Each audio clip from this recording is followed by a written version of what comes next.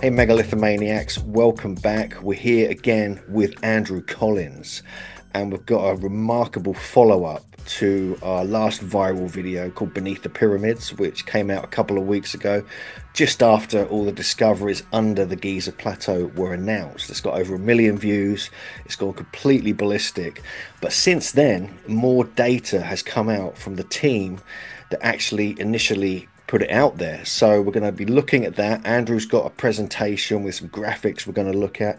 Also, Andrew's been looking into the mythology of the Giza Plateau and the whole area in that part of Egypt, and some of it seems to fit. And so he's got a new article up on the grahamhancock.com website, and we're going to be going through that in detail and having a look at his latest research. But we must remember this is like a kind of almost like a work in progress, because until I actually get under the ground, under the middle pyramid, Khafre's pyramid on the Giza Plateau, we're not going to know for sure.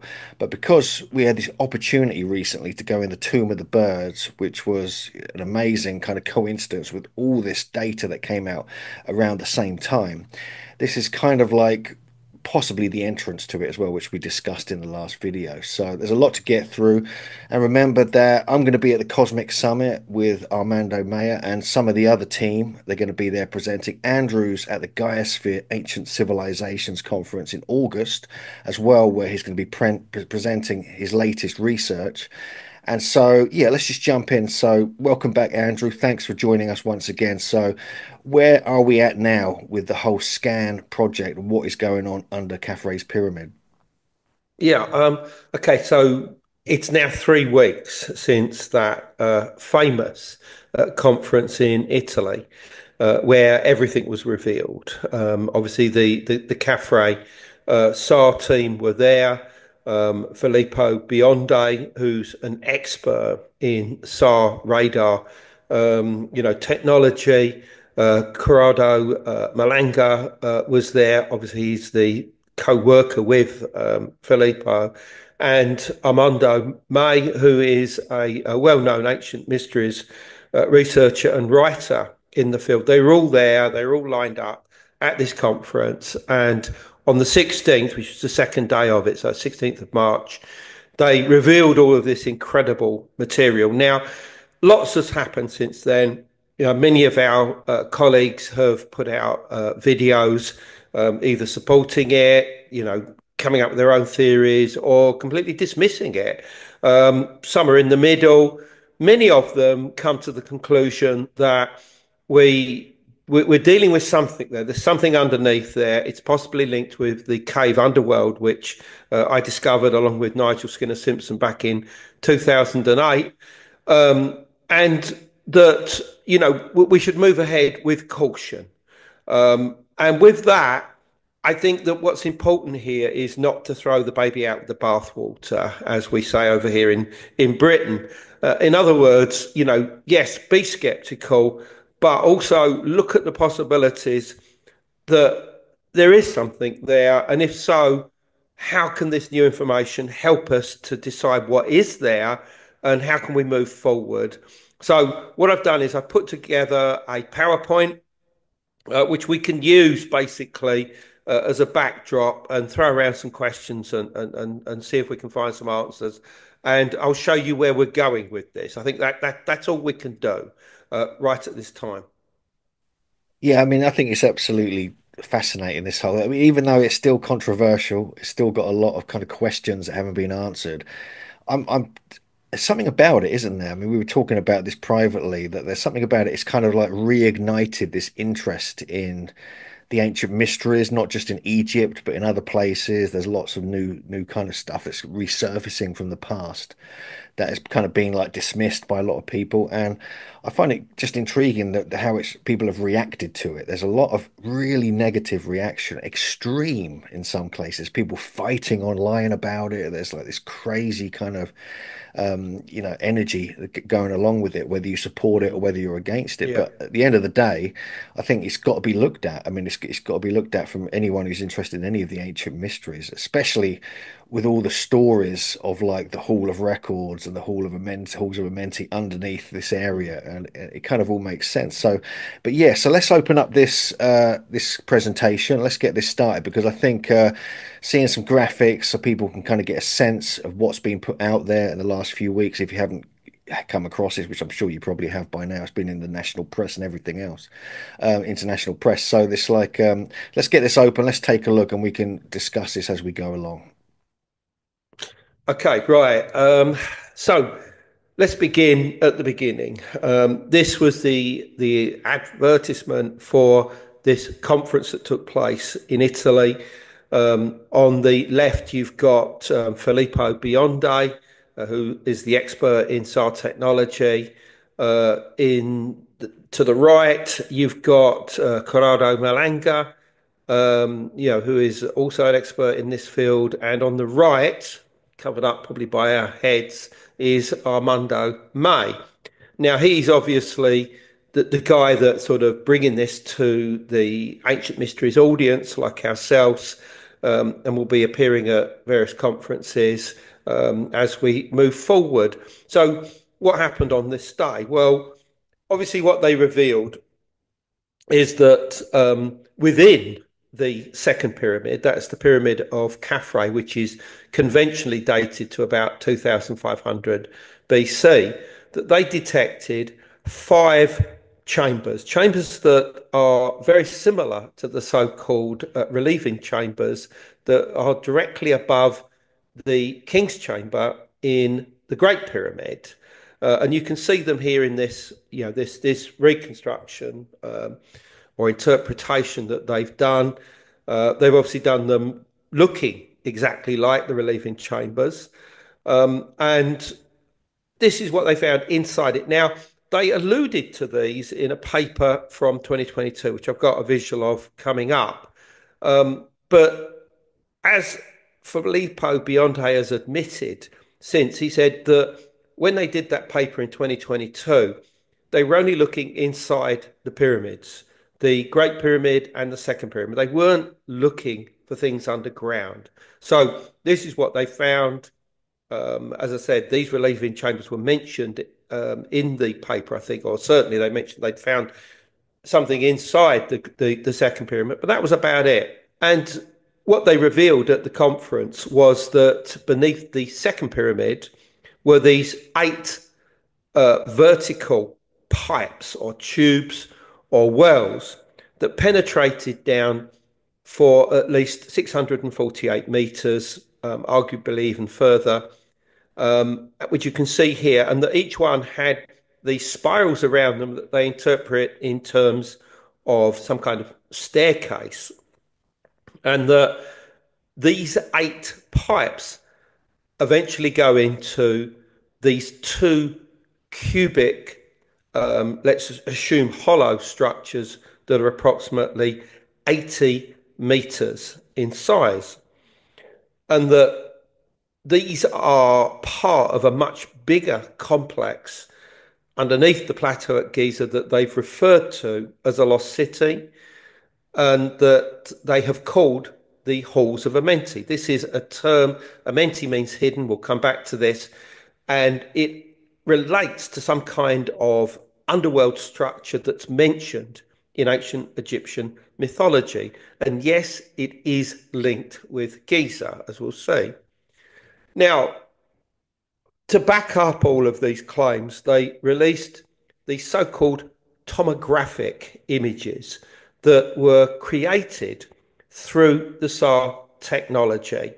And this one here supposedly shows the eight tubes, wells, pipes, whatever you want to call them, going deep down into the bedrock.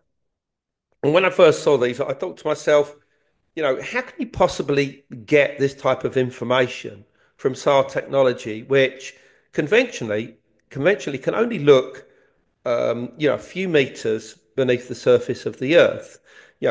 Either they have gone to the plateau themselves and used some other kind of technology, or they're interpreting this material in a way that nobody else has done before.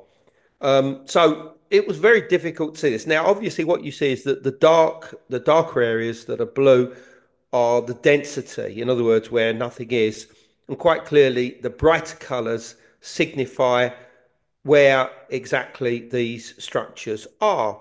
And according to them, obviously, they're penetrating downwards for hundreds and hundreds of meters.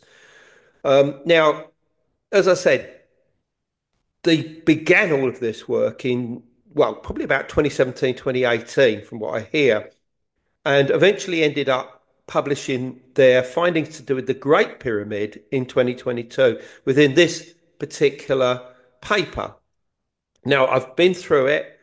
It's very, very difficult to read. My good friend and colleague, Rodney Hale, the engineer who I've worked with for 30 years, he has gone through this line by line, trying to understand exactly how this SAR technology works.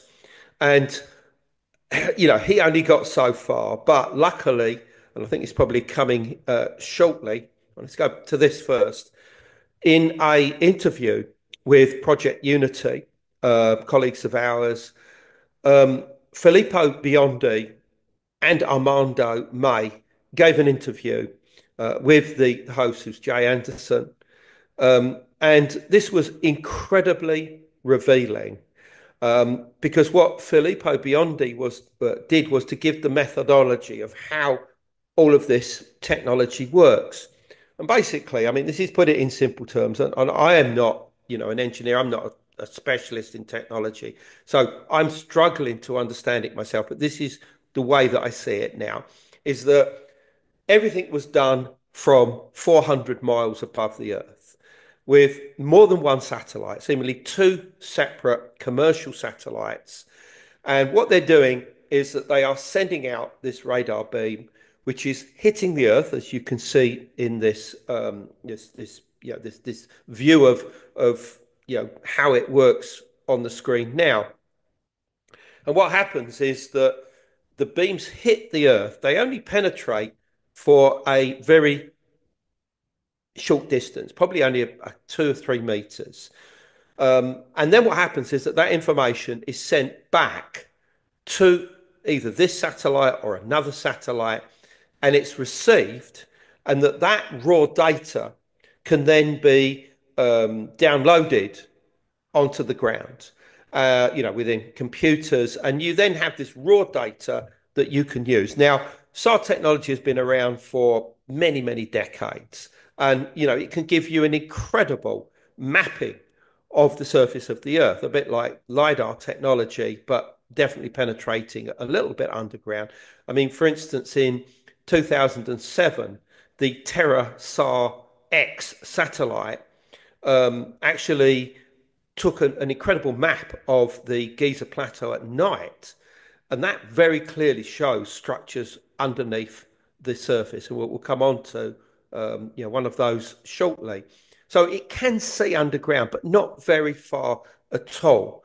But basically, what Filippo Biondi, who's an absolute specialist and has published many articles on this, and in fact, their article on the Great Pyramid was actually published in Remote Sensing, which is a very, very respected journal to do with this type of technology, is that the returning information, the returning pulses, were then converted into two types of data. One is electromagnetic in nature, basically within the microwave range, but the other information that they're getting from it, and this is depending on hollows and structures and angles, is sound. And that this sound can then be added together with the electromagnetic data, put through a computer program, which is one that they have created, and will then give you the topographic images that we see. So none of this is done from the ground. And I mean, the Egyptian authorities are clearly, hopping mad with all of this, because they're saying that the Khafre SAR team hadn't any permission to do this. Well, they didn't need it, because this is all done from satellite data. So they didn't need to get permission from the Supreme Council of Antiquities or the Egyptian Ministry of Tourism and Culture or whatever. They just did it basically.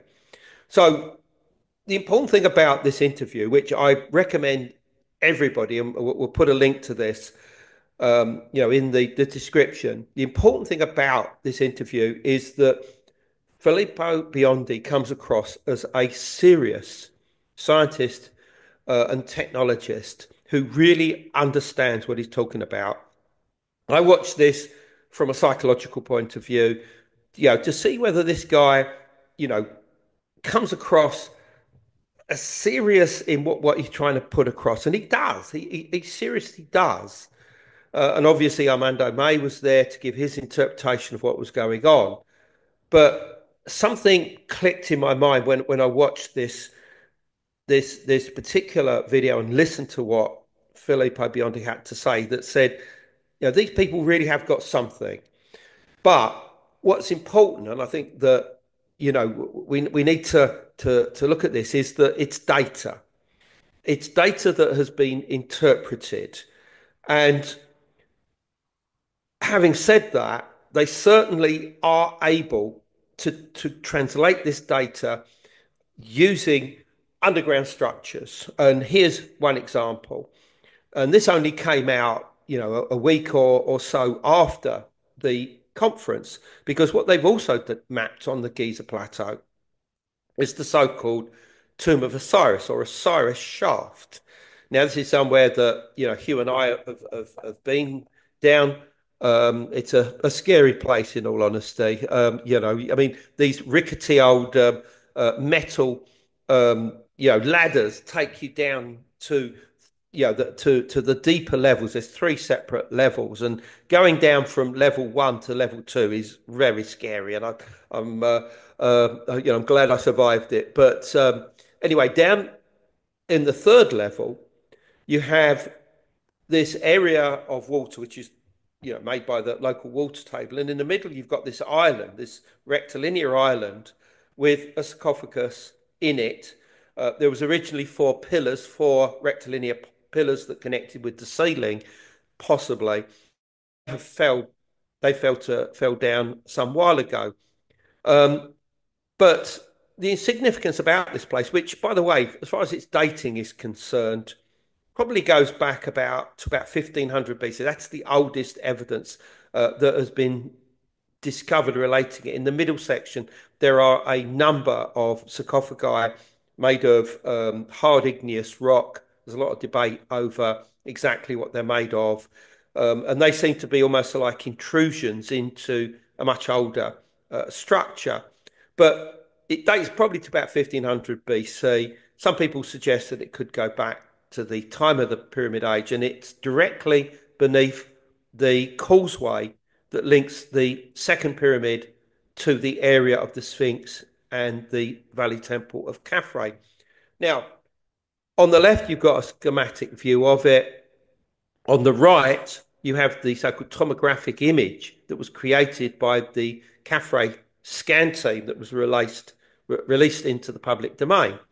And you can quite clearly see at the top up here that you have the three different levels and the connection between the levels. And if this is correct, then this really does show that this technology works. But of course, what you also see is that directly beneath it, you have other hollows as well. Now, they suggest, particularly with the one that's arrowed, that this could be a chamber in its own right. Although obviously what it means as to what's beneath it, I just don't know. But they clearly got something here.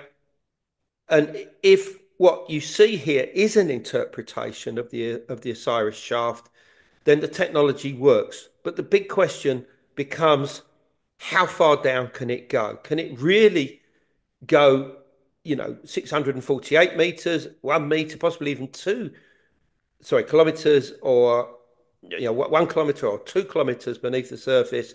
Or can it only go down, I don't know, let's say 50 meters or something like that? And the reason why I say 50 meters is because you have the water table there. The water table comes all the way up to the third level of the Osiris shaft, which you can clearly see here. This is the water table as it is today. It's probably just slightly higher than it was in the past, when obviously each year you'd have had the annual inundation of the Nile, that would have made the water table at Giza ebb and flow. But it's definitely the River Nile that would have created it. And this water table would have permeated the rock from about 50 meters down, as far as the area of the second pyramid, um, right downwards. I mean, to whatever depth. I mean, you have porous limestone rock beneath the plateau, and this would have filled with water. And what happens is that as you come down the causeway towards the Sphinx, it's down a slope, so that by the time you get to the position of the Osiris shaft, the water table is much closer to the surface. And then by the time you get to the Sphinx itself, it's probably only about 5 meters beneath the surface. And I've always said to people, if you were going to create a hall of records or a secret chamber, you would never put it anywhere near the Sphinx, because quite clearly the Sphinx is so close to the water table that even constructing some kind of, hidden complex would be virtually impossible because of the water itself. So anyway, so the conclusion here relating to the Osiris shaft is, I think the team have got something, okay? But, and this is what must be stressed as before we go any further, is that all that the team have right now is data that they have interpreted, data that they've interpreted to create the structures that have been um, made into these beautiful reconstructions that we've seen. And we have to encourage this work, but that's all they have. None of this work relating to the second pyramid has been peer reviewed. None of it has appeared in any journal. None of it has been repeated by an independent, separate team. And that has to happen in the future for us to even take this matter seriously. But as I said earlier, we shouldn't put the baby out with the bathwater, basically. Sorry, let's go back to this. Now, this is an image that I did of the geology of the Giza Plateau in the past, which appeared in one of my books. And you can see that there are various different layers, geological strata on which the pyramids and, of course, the Sphinx sit. And all of these are sedimentary rocks, soft sedimentary rocks that are very porous. Water would flow through them, creating fissures, creating caves that would permeate the plateau. And the trend, as they say, of these fissures, these caves, minor faulting, is generally northwest to southeast. Okay, so that's from sort of this area across to there. You can see obviously the three pyramids there. There's Tomb of the Birds, which is on the edge of one of the rock strata, which we'll come on to. This area here is called Jebel Gibli. There's a very important well there called Bir El Saman, which is in the cemeteries, the Muslim and the Coptic cemeteries there. And obviously the Nile Valley goes there. And we know that in the past, the River Nile came, or one branch of it came really close to the edge of the plateau. So this is basically what you find. So what we know is that there is a cave system underneath the plateau at Giza. And the entrance to this, or certainly the only official discovered entrance to it, is what we call today the Tomb of the Birds, which the official name of it is NC2, North Cliff 2. And as I said, it's there. Okay, you can see where it is here. Okay. Now today it almost sits beneath a modern restaurant, believe it or not. But when myself and Nigel Skinner Simpson, did our work there in 2007, 2008. I mean, we had to go through a hell of a lot to get over there and hire camels and stuff like this. And it was the end of a 5-year research project that we'd done, looking into the work of Howard Weiss, his engineer colleague, John Shea Perring, who went into the tomb and found bird mummies, which they reported. And it was this that initially took my interest because I'm thinking bird mummies suggest some kind of bird cult. And the most obvious bird cult would have been of the local god of the underworld associated with Giza from a very early time, who was Sokar, who's generally shown as a hawk-headed individual. Now, because he was connected with the underworld, I wondered whether the Tomb of the Birds was the entrance into a cave system, one that we suspected existence from many different references, from classical times through to Arab times, talked about something being beneath the plateau at Giza. And in fact, Giza itself, its earliest name is Rostal, which means the mouth of the passages or the entrance into the caves. And as I've speculated in various of my books, I think that the reason why Giza became important in the first place is because of these caves. And you can see them here. I mean, these are natural caves that have been there possibly for hundreds of thousands of years. You can see here Sue Collins, as she was then, my wife, and you can just get an impression of the profile of the caves. We explored them. We don't need to go into that. We've done all this before. Obviously, that's me at the time going into it. And just look at the left. Look how much ochre you have, iron oxide, coming out of those walls.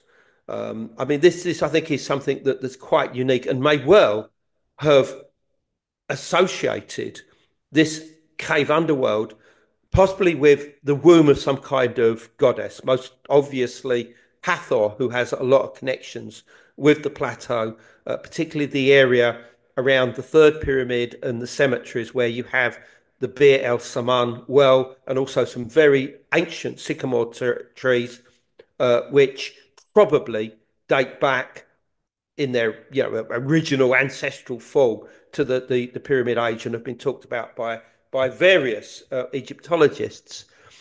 Now, we know that the caves almost certainly go to the northwestern corner of the second pyramid because, as I mentioned earlier, the satellite that went under the name the Terra Sar X satellite took these images of the Giza Plateau. Now, we've used their imagery and overlaid it on Google Earth here, but up here is the Tomb of the Birds, and you can see here these lines. This was done by Rodney Howell, by the way, that go all the way to the corner of the northwest corner of the second pyramid, and these are contours that Rodney Hale added to show that these lines, which almost certainly show underground fissures and caves, have nothing to do with the local terrain.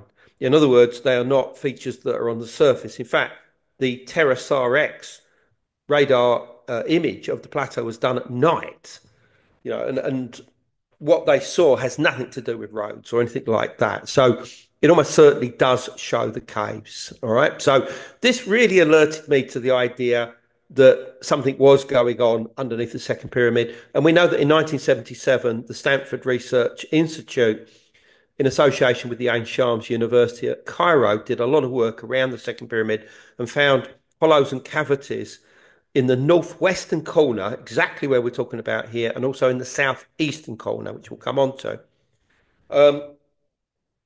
So I started focusing my attention on the second pyramid because it's the highest point on the plateau. If you're going to create any kind of secret chamber, you're going to put it beneath the second pyramid.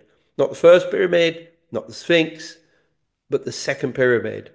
And what's so interesting is that the ancient Sabian peoples of Haran in southeastern Turkey would come on pilgrimages to Giza a couple of thousand years ago, and probably all the way through into medieval times, to venerate the pyramids as the tombs of their founders. The Great Pyramid was the tomb of Agethademon, who was also known as Seth, the same Seth who is the son of Adam in the Bible. And the second pyramid was the tomb of Hermes, who you can see here holding the so-called emerald tablets. And he said to rest beneath the second pyramid. And if that's correct, then he holds the original form of the emerald tablets in his lap. Now, I know certain Egyptologists that believe that this is some kind of metaphor for a secret chamber beneath the area of the second pyramid, and they even suspect that the walls may be green. In other words, that the texts aren't actually on a tablet, but that they're on the walls themselves, and that it may well be that those walls contain the origin of the pyramid texts, which have started appearing on pyramids in the fifth dynasty. So about probably about a century after the construction of the Great Pyramid, Second Pyramid, and Third Pyramid at Giza. Now, the Sabians came from the area of Haran, and you can see a picture of what Haran used to look like. They've reconstructed it recently. It doesn't really look like that anymore. With this tower that's known as the Astronomical Tower, you have the remains here of the Paradise Mosque, and also it was built on the site of a very ancient temple of the moon god Sin. It goes back many, many thousands of years, and almost certainly this was the clearinghouse of a lot of knowledge that was coming out of Tash Tepe sites like Göbekli Tepe and Karahan Tepe. Now, obviously, we all know about Göbekli Tepe. It was first constructed around 9600 BC and constitutes the first post-Ice Age civilization, really. And they created at least a dozen similar sites, of which I would say the mother lode is Göbekli Tepe. Here, this is the reconstruction of enclosure D at Göbekli. Just to give you an idea of the size of the structures and the size of the incredible T-shaped pillars that they were carving out and placing it in the middle of these enclosures, that's surrounded by a series of other T-shaped pillars. Incredibly sophisticated. Obviously, this is Karahan Tepe, which obviously Hugh is wearing on his chest at the moment, on his T-shirt. This is the first rock architecture in human history. And you can see it here. They are cutting into the bedrock anytime between about 9600 to about 8000 BC. And in around 8000 BC, the Tash Tepe culture disappears. Now, it's assumed that it just goes to some other part of the ancient world, possibly into Europe, possibly down into the Indus Valley, spreading out. But almost certainly it also went into Egypt itself. And, it's my wonder whether the type of technology that they were using at places like Karahan in particular to carve out the rock could also have been something that they did at Giza. Now, people might say, well, the oldest structures that we know at Giza probably only date back to the first, second dynasty. So probably about 3000 BC. But the fact is that within eyesight of the Giza Plateau was a place called Helwan, where you had very sophisticated settlements from as early as about 19,000 BC. And by the time you came to the time of Göbekli Tepe, there were sophisticated structures there that, even though they themselves have now disappeared, we know that some of the earliest form of cut and dressed blocks in granite in Egypt have been found within the tombs at Helwan. And Helwan itself was the role model for what would later become called Heliopolis, the ancient city of Heliopolis, which originally was not where it is today in northeastern Cairo. It was much further south in the area of Helwan. I mean, this is something that I've looked at in books like Cygnus Key. Zoe Hawass has written about this as well. So, in other words, you have sophisticated settlements in the area of Giza, possibly as early as 8 to 9,000 BC. And this is also confirmed by the discovery of stone tools, which are found at Tashtepela sites around Shanlurfa and that have also been found in Egypt. Is it possible, therefore, that those behind the creation or let's say even the rediscovery of some of these underground structures in the vicinity of the second pyramid may be belong to the Tashtepela culture? And I think the answer is yes. Now, whether what we see beneath the second pyramid looks like this is a matter of pure speculation. Remember that we're only dealing with data. But having said that, it would be foolish not to mention certain things relating to ancient Egyptian creation myths that seem to make a lot of sense. Because each different cult center in Egypt had its own creation myth, basically. And this began with the beginning of the universe and the creation of the first land within the primordial waters of chaos. And that this land would then spread out to create the known world. Yeah, with obviously Egypt in the middle and exactly where it began in the dead center. I mean, you find these stories, for instance, in Heliopolitan myth, to do with Heliopolis. You find it down south at places like Edfu within the Edfu building texts. And it's also at a place called Hermopolis. And this is in central Egypt. And here, the creation myth talks about 8 primeval deities, 4 male, 4 female. In fact, 4 pairs, actually, each one a male and a female. The males are said to have the heads of frogs, the females, the heads of serpents. And these are known as the Ogdoad, which is the Greek term for the original an Egyptian word, which I won't try and pronounce now, means the 8, basically, or the eightfold. And basically what it said is that these deities existed in the primordial darkness and that each pair was created one after the other. The first pair was Cook and Cookette. Their names mean basically just darkness. Cook means darkness in Egypt.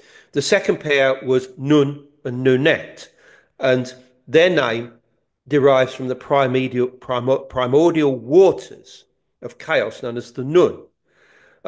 Now, there are variations on the other ones, but usually the last pair is Amun and Amunet. And Amun becomes obviously the god that rises to prominence in Egypt's Middle Kingdom. But his name basically means the hidden one, basically. And it's very possible that some of his shrines would have been hidden away with his statue in it so that they were away from the eyes to gaze upon it, and only the high priest could gaze upon the statues of Amun. Now, the creation myth is that Hermopolis is that basically these deities then come together, they create this cosmic egg. This then splits apart almost like in a sort of big bang, like, blaze of light, and the universe comes into being, and with it, the world. And it's said that the remains of that egg are actually beneath the temple of Hermopolis to this day, which is an interesting fact. But there are stories to do with the Ogdoad from another location, and these are really important. And that's from the Fayoum Oasis, which is about 65 miles to the southwest of Cairo. And here, the story to do with the Ogdoad is slightly different because there you've got this huge great lake, the Fayoum Lake. And according to a text known as the Book of the Fayum, which, although only dating from the Greco-Roman period, unquestionably is some kind of almost like a sort of book of the folk tales and legends to do with the magical sites around the Fayum Lake. And according to this book, it says that the Ogdoad dug the hole that would eventually be filled with the waters of the lake, and that the waters of this lake were the primeval waters of creation. And essentially, they become the womb of this primeval goddess, who later becomes known as Neith, Neith. And from her womb, in other words, the primeval waters, the sun rises up through the waters as the crocodile known as Sobek, the god Sobek. But once he breaks the waters, he then becomes the sun and rises up into the sky. And then each night he'll go back into the waters, resume his form as a crocodile. And then first thing in the morning, he'll rise up onto the eastern banks of the lake and rise up into the air once more as the sun. That's their creation myth, okay? But these 8 Ogdoad dug this primeval lake, and the waters rose up from beneath it. And quite clearly, those waters must have come from the water table or a well or springs or something, which then mined what we at Giza to do with these 8 pipes.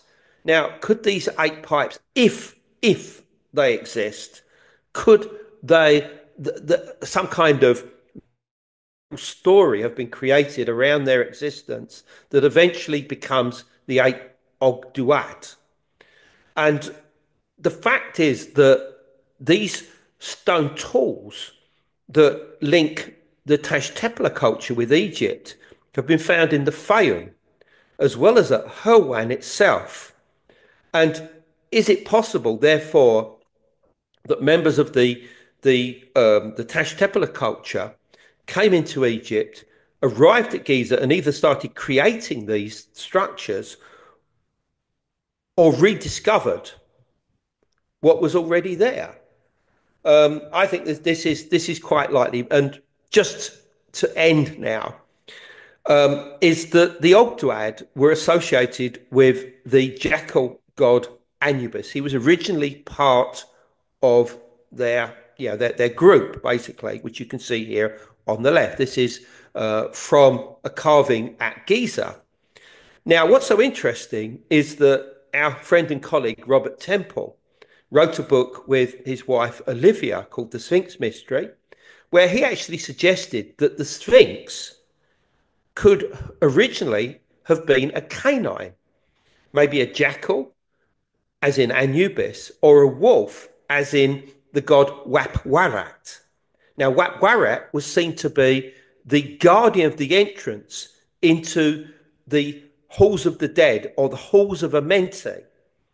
And as we know, the halls of Amenti were essentially almost like this cave underworld that the dead would pass through on their way to the afterlife. And they are definitely connected with Giza, the ancient name of which was Rostau. So what Robert Temple put forward was the fact that the Sphinx was originally in the shape of a large canine. Now, this is an overlay that my good friend Rodney Hale did of an Anubis on top of the actual Sphinx itself. And I mean, we played around with these ideas. I even did an article on it, actually dismissing this, I'll be honest. But I think Robert Temple actually has something, you know. I don't necessarily believe that the Sphinx was originally carved like a dog, but what I do believe is that it may have represented the guardian into this cave underworld, and that on the one hand, it was interpreted as a canine, and maybe at other times it was associated with a lion, basically, something that we would come to associate with the Sphinx itself. So here's the final little statement here, is that the entrance into the halls of Amenti, the very term that the Italian team are using for the structures that they found, was said to also be guarded by 72 deities. So who are these 72 deities?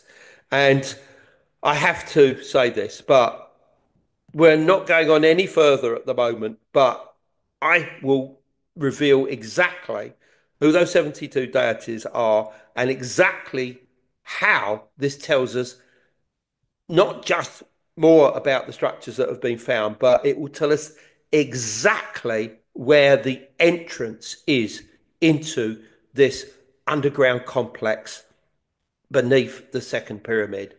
And this will be a massive reveal. And I'll be doing this at the Gaia Ancient Civilizations Conference on August 8th of 9th this year. We will put the link as to how you get tickets in the link, and I'll see you all there. So thanks, Andrew. That was absolutely compelling. Now we're going to have to wait till the middle of August to get the rest of the details, by the sounds of it. But there's a few questions have come up. I mean, it's fascinating with the mythology. I mean, it's just the fact that you have these eight kind of gods. It's just incredible. I mean, because there's all these stories. The first question I've got for you is about there's traditions of the nine gods of ancient Egypt. So what is the difference between these nine gods, which are the traditional kind of founder gods, and the eight gods you're talking about here? I think that a lot of this comes down to mathematics, in all honesty, and geometry, where the numbers eight and nine are very specifically linked together.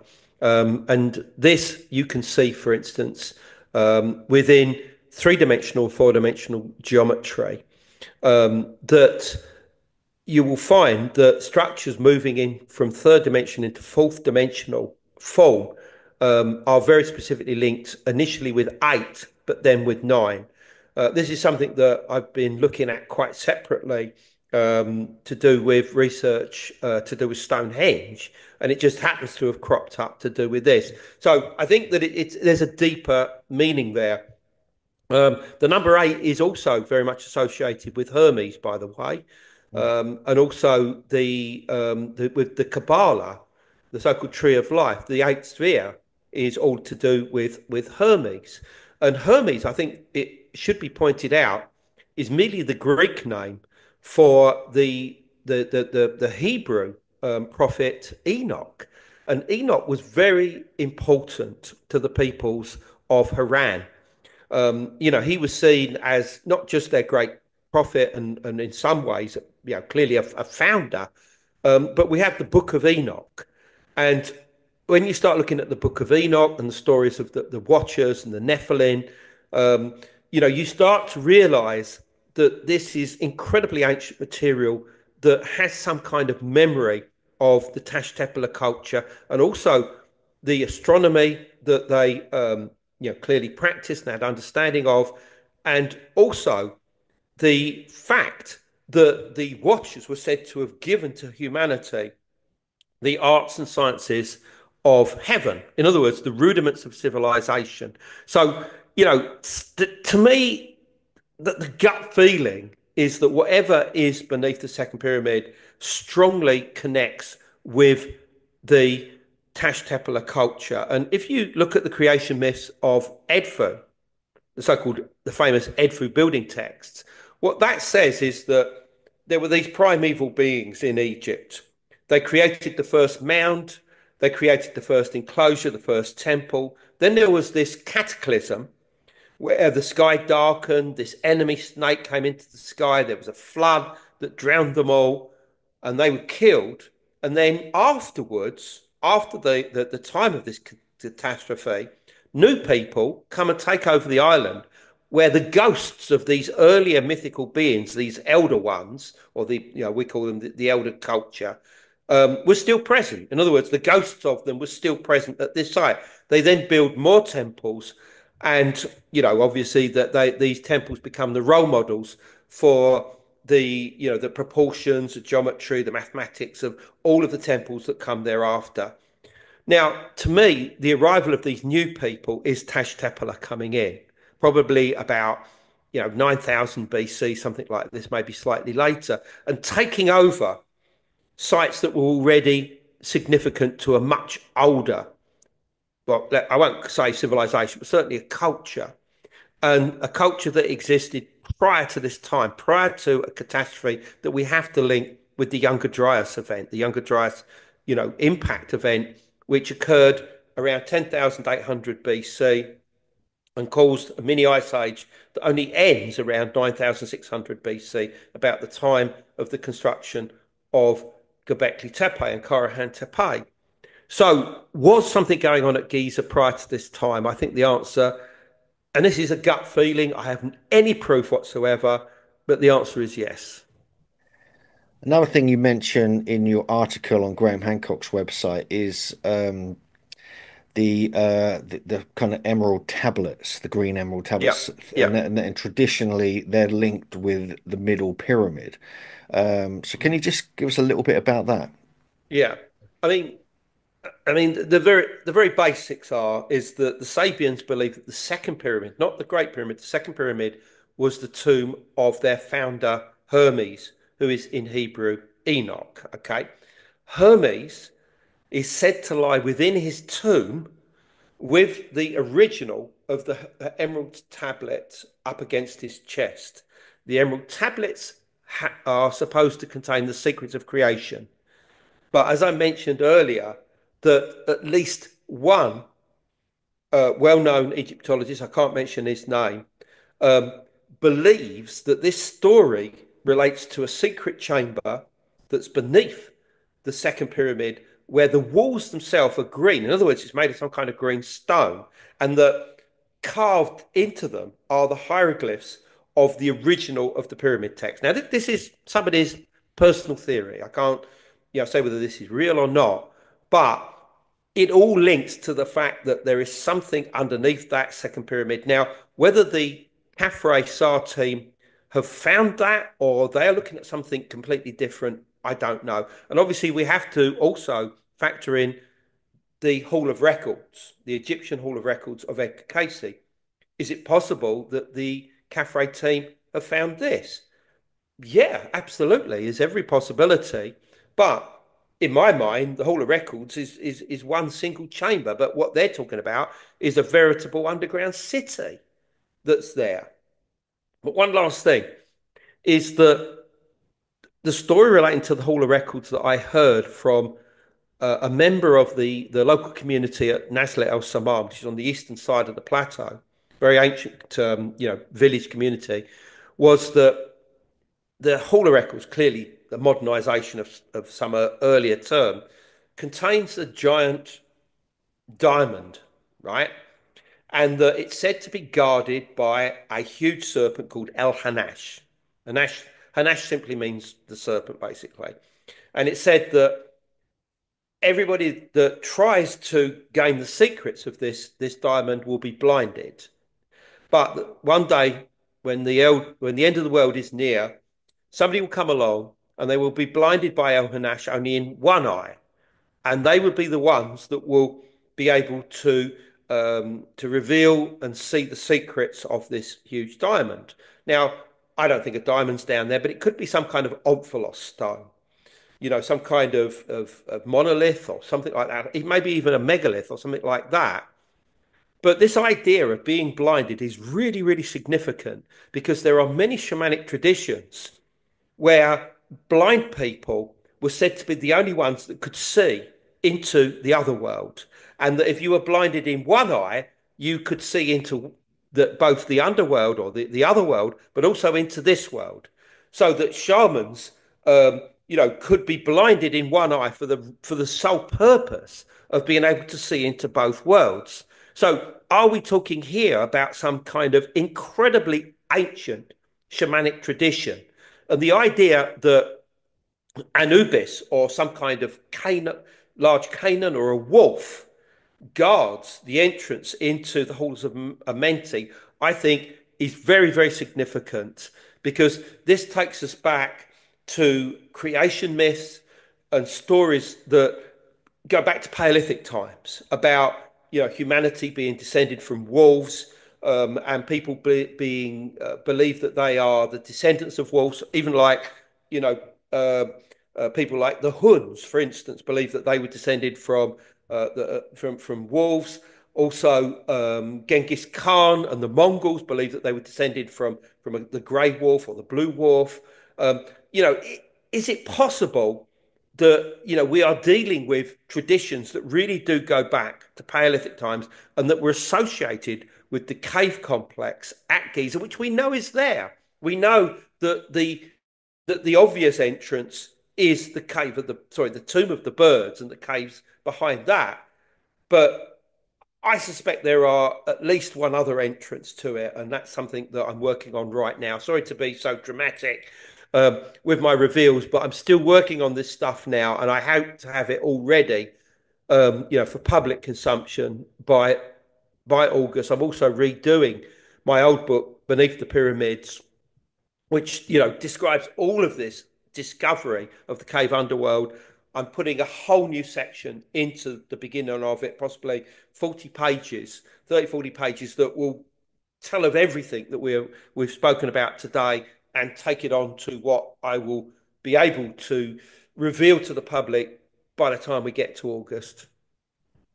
There's a few other things as well. I want to just run through these because one of the things that fascinates me, this middle pyramid, Khafre's pyramid. Well, I've been to Egypt with you several times, and you always keep pointing to that one as the one, the important one, the oldest one. This whole area, this is where it's going to be found. This is where it's at. So again, I find that intriguing that you had this kind of intuition about it.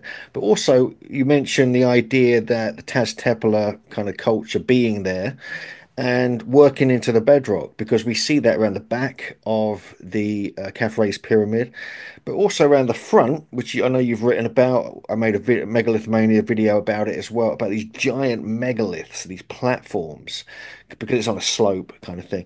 And so, like, part of the pyramid is actually bedrock, but behind that, you actually have little entrances, little kind of cavities, little caves, if you like, heading out, underneath the plateau. And so I find that intriguing. So there's actual, Yeah, we've witnessed it, there's actual entrances there. But also, if you go around the front of it towards the eastern side, where we have these giant platforms, just below that, you have almost like a little like a cliff face, and like there could be entrances in there. So there's a lot of potential for that. Obviously, the Tomb of the Birds entrance as well, which you've researched for many years. We visited recently as part of this kind of research project. And so, what do you make of, like? Do you think perhaps before there was any pyramid there, that these Taztepala people were working into the bedrock, making semi-subterranean areas like we see at Bekli Tepe, Karahan Tepe, and actually doing some underground work there, like we see at places like Sayburch and Derinkuyu? yeah. Absolutely. I do believe that. Yeah, I mean, it's interesting you should mention Sagebirch. Obviously, this is a site that, we've been investigating for years, ever since the first discovery of this carved panel within like an oval shaped enclosure, um, which is being revealed at the moment, as is a whole number of other Taj Tepala enclosures within the vicinity. In fact, they're uncovering the whole area. They've probably found, at least a couple of dozen of these enclosures of various sizes already.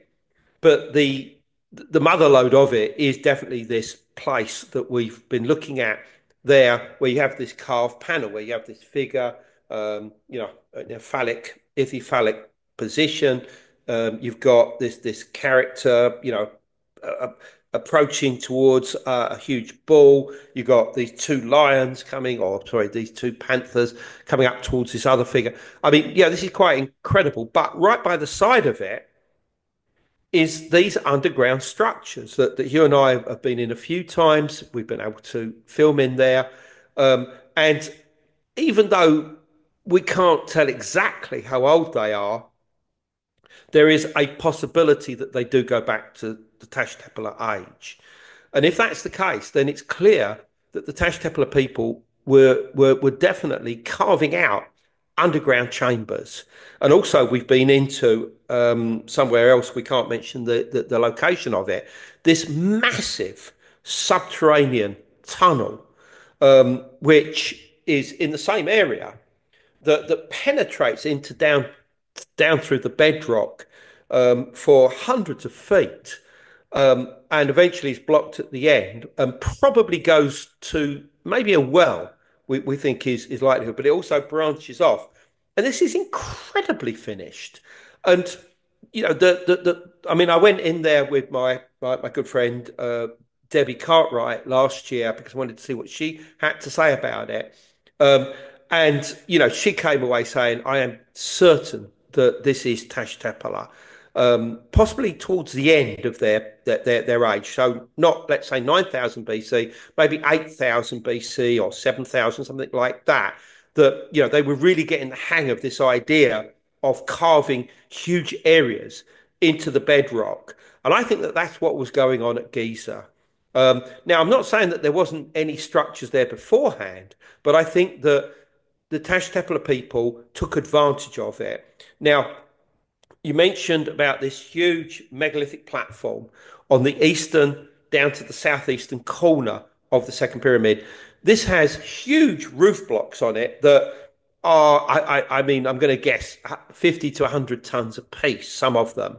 And this is a structure in its own right. And we certainly know that it's hollow because the Stanford Research Institute detected fissures beneath it that they concluded could well be artificial in construction. And the most hollow area that they uncovered is in the southeastern corner. And that's the area that I am looking at because I think that, and I will show you why exactly I believe that this is so, that is the true entrance the into these underground structures. As I said, whether it's the ones that the Khafre team have discovered or whether it's just hypothetical ones that we're working on from our own research work. Another thing that I heard suggested by a couple of people as in the follow-up to the kind of breaking of this news a couple of weeks ago is there could be other non-intrusive research done on the surface using GPR, ground penetrating Yeah, radar. Again, they'd have to get people have to get permission for that. I mean, because that goes down quite far and you can actually get some good readings, probably yeah. in the limestone and everything else. So, what do you think of that? Do you think that the authorities there should allow some non-intrusive follow-up research to this, or are they just going along with what Zahi Hawass said when he thinks it's a whole load of rubbish? There's nothing there at all. Well, okay, let's start with Zahi, shall we? He has dismissed all of the Khafre SAR team evidence as fake news and calls them amateurs and says that they've discovered nothing. But, and this is what I find so amusing about this, is that Zahi said exactly the same thing about the cave system that I discovered with Nigel Skinner Simpson and Sue Collins back in 2008. He said identical, and yet 6 months later, he's there inside those caves being filmed, going into them for the first time, saying this is the most incredible experience he's ever had at Giza. So, unfortunately, you can't believe a word that he says. Ultimately, I'm sorry, Ty. I do have respect for him in many ways, and I actually quite like him, but that's not the point. So but here's the thing: the Egyptian authorities are still smarting over the fact that Howard Carter and Lord Carnarvon found Tutankhamun's tomb back in 1922.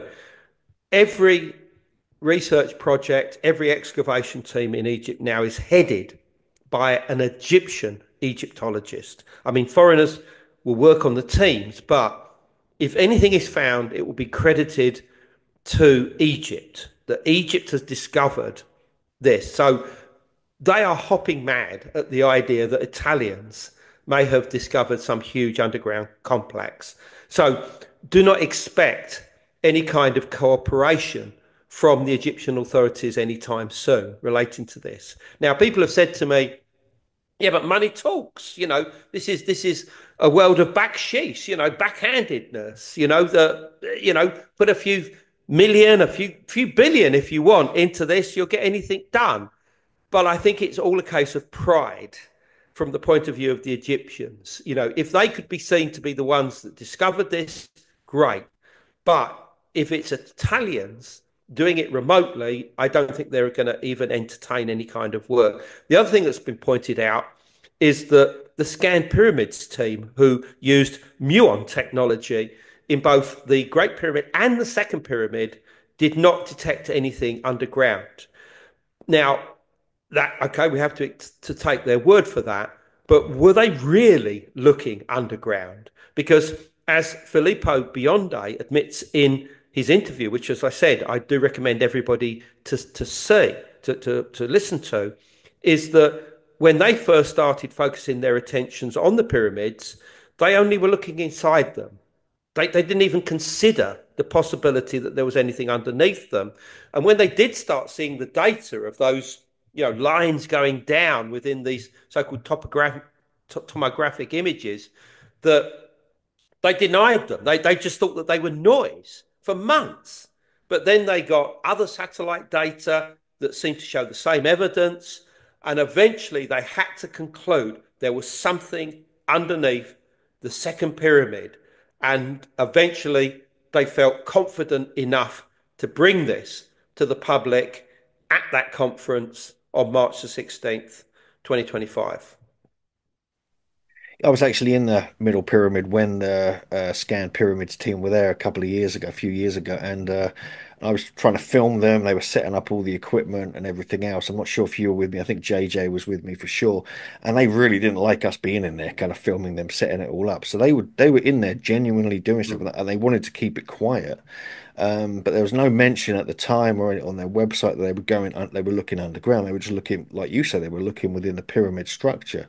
And Mm. so, yeah, it'd be interesting if they, if they could like kind of if they could recheck their data or they could like do a bit more research if the equipment's still there because that would be really interesting to get sort of just it's all about just getting a second opinion professionally. This is why I Yeah, think that doing getting someone out with just a basic GPR, non-intrusive thing, rolling across the around the pyramid, going inside it, as best you can. I think that would be, why not do that? I mean, why can't they just authorize something simple like that? They could even do it privately, not publicize it, just to sort of check and like they could use it to like refute the whole thing as well. And so it's probably in their interest to do something, like they did eventually with the Tomb of the Birds with you. And then, fortunately for you, they called it Collins Cave, so that was a win-win. So what they'll call this, we don't know. Just the fact we got over 1 million views on one video, which was highly surprising for me. It just went ballistic, and it was just like this is people are really intrigued by this. They want to know more, and I think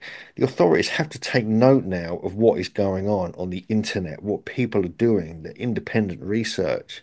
It just needs to be addressed. I mean, the fact that it's being completely ignored and put to one side is highly frustrating anywhere in the world when discoveries like this are made. So I appreciate all the work you're doing, Andrew. It's been a fascinating journey the last few weeks trying to understand this and the new data, especially the Osiris shaft, kind of proving that they can actually do it that deep underground again opens up more doors for possible research with this SAR scan technology because we could start doing that over Tastepala and going looking at what we've been researching ourselves. There could be a whole lot more. There could be more underground cities, absolutely. finding them, aren't they? In Midyat, which is like much Yeah. further east than anyone expected. Finding them in Konya and other places, and so I think this technology could be a revelation, and maybe it needed to get this far into the public domain to recognize it, and so maybe we can start applying it in other places. I mean, what do you think about that? Do you think there's a possibility of it expanding and refining this technology and using it in other places? Yeah, I mean, I'm in communication with the Italian team, or certainly Armando May at the moment. Um, and, I should be talking to him at certain conferences, as I'm sure you will do as well.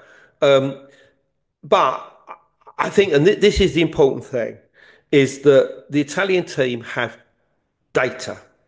That's all it is right now. However, they interpret it, however, we interpret it, is part of a personal belief or bias, I'm afraid. So we have to just be aware of that. In other words, there is good data here. Let's work with it and see where it goes. But wait until it's peer reviewed, wait until it's in journals, wait until it's independently confirmed by another team. And Filippo Biondi wants that. He suggested that he wants other teams to confirm this. So we have to remain skeptical. But as I said at the beginning, do not throw the baby out with the bathwater here. Okay, so thanks so much, Andrew. I appreciate you putting that presentation together, giving us the latest of what is happening with this SAR scan project under Khafre's pyramid and all the implications of that are now coming out.